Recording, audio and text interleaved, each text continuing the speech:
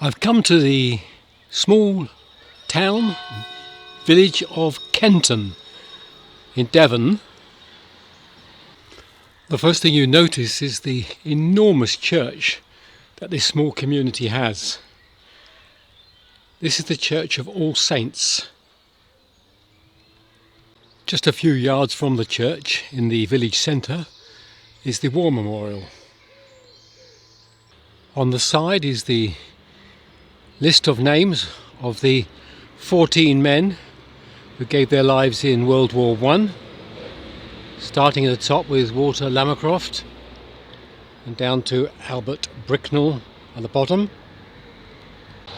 And on another side we have those who died in like spirit, who fell during World War II. And there are 8 names here. Leslie Addicott, and at the bottom Arthur Wood, MC, for Military Cross. Well, it appears the church is open, so we'll have a look inside. If there are people in there, I may not be able to give a commentary. Let's see how it goes. Well, this is the interior of this very grand church. The booklet I read as I came in tells me it was first built in 1476. As we move up the nave of the church, we see the screen with some very detailed carving.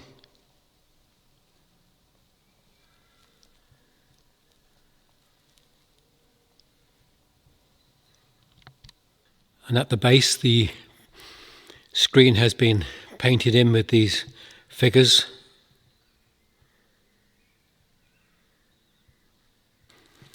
And when we enter the chancel, we can see the detail behind the altar. On the floor of the church are these large memorials. This one reads Richard Spicer of Topsham, 1794, aged 58. The one next to it is even older and written in Latin, is Edmund Dole, 1664. And further down we have his coat of arms. This one's quite well worn and rubbed. Lovely old typeface. Also here lieth the body of Margaret Tripe, the wife of William Tripe of this parish. Not quite clear what the date is. Here lieth the body of Elizabeth, the wife of Thomas Hope, probably, of this parish, presumably, Yeoman, 28th of August 1670. Then we move down and we see the date of 1690 and 1705. And everywhere we look on the floor of the nave, we see these old stones with so much detail. This church is full of memorials, not only those we've seen on the floor, but these on the walls here. 3 here to the family of Sweet. I'm looking at the middle one. It seems to be John Beaumont Sweet and Mary his wife, and I'm not seeing a date there. If we move across to the one on the right, I see a date of 1846 for George Henry Walter Sweet. High up and very difficult for the human eye to read. I think the camera will probably do better. Nicholas Martin Knight. Not sure what that means, he was a knight, or whether that's his surname. That goes back to 1653. Everywhere you look, there are these old memorials. This is on the floor, and the date at the bottom is 1628. I think it's Nicholas Tom. Amazing that it should still be here and so readable. High on the wall is one to John Newcombe, 1846, and there are other members of his family. It's interesting to see on the ends of the pews numbers, and you would be allocated a place in those pews. And if you were very wealthy or important, you wouldn't get a number, you'd have your crest on the end of the pew. So we come right to the front here, another badge of somebody considered important. And if you were just an occasional or casual visitor, you'd sit at the back. And these pews are marked free.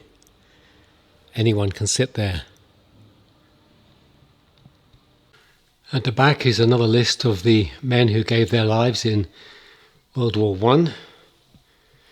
And in a more recently framed document are those who actually served in World War II. There is just so much to see in this church, just so much history. You could spend quite some time in here trying to understand more. Even when I look up, I see a wonderful curved roof. I have no idea. Is that a barrel ceiling? I have no idea. But what a bit of craftsmanship that is. Well, I'm outside now into the churchyard. I'll wander around amongst these stones and pick out anything that looks interesting. Right outside the door is one to Mary Anning, the wife of Thomas Anning, and she died in 1820. A tall cross, standing higher than most of the other memorials. We've dropped down to the base, and we've got George Henry Courtney, looks like 1910. A very solid table tomb against the church wall here. Unfortunately, the inscription is on the top, but it would need quite some cleaning to decipher it. Well, the stones in the churchyard are not easy to read. There's quite a lot of lichen, and the inscriptions are quite faded. It's full of character, but I'll pick out one or two names as I can read them. This is Alfred Eulden. It looks like 1860 or 1869. Well, the graveyard has been allowed to grow wild.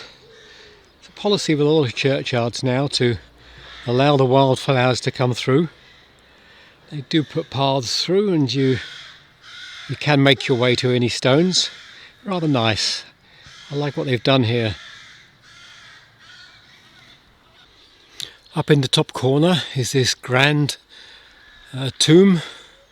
Nice, easy inscription to read. And this is Edward Mortlock Studd, Major General in Her Majesty's Army, JP and Deputy Lieutenant for the county, died in 1877. So Her Majesty would have been Queen Victoria. He was aged 78. This is just a view of the church from the graveyard, from the other side, what I showed you earlier on.